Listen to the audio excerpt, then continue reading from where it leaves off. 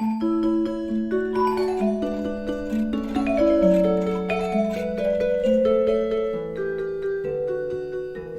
question de Martine de Saint-Martin-le-Château. Monsieur le conservateur, j'ai lu dans Voici que le blaireau était un plantigrade, tout comme l'ours.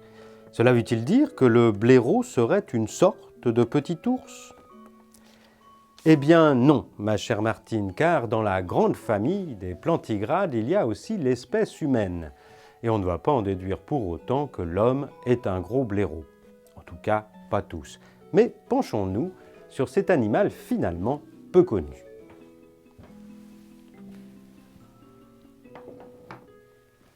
Le blaireau est un animal trapu et court sur pattes. Il est donc parfaitement adapté à la conduite d'une Porsche ou d'une BMW notamment. Il mesure en général 70 cm, 80 cm avec la queue, qui mesure elle-même une petite dizaine de centimètres, ce qui explique probablement la Porsche ou la BMW. Le blaireau a longtemps été décrit comme un animal territorial et très solitaire, alors qu'en fait, il n'est pas rare de rencontrer en groupe au congrès annuel de la Fédération nationale des chasseurs notamment, ou alors en masse sur les plages de la Côte d'Azur au mois d'août.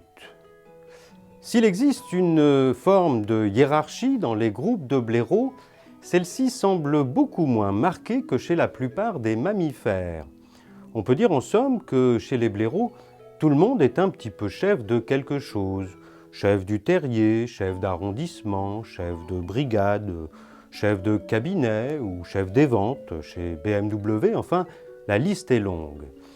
On peut citer quelques blaireaux célèbres, notamment Louis Blaireau, l'illustre aviateur français qui le premier a franchi la Manche le 25 juillet 1909, ou encore le fameux blaireau de Ravel. Alors, ma chère Martine, pour répondre à votre question, il faut tout d'abord définir le sens du mot plantigrade. Plantigrade consiste en fait en une façon de marcher en posant la totalité de la plante du pied sur le sol, à contrario du rhinocéros qui lui est un gros ongulé, mais ça, personne n'osera jamais lui dire en face.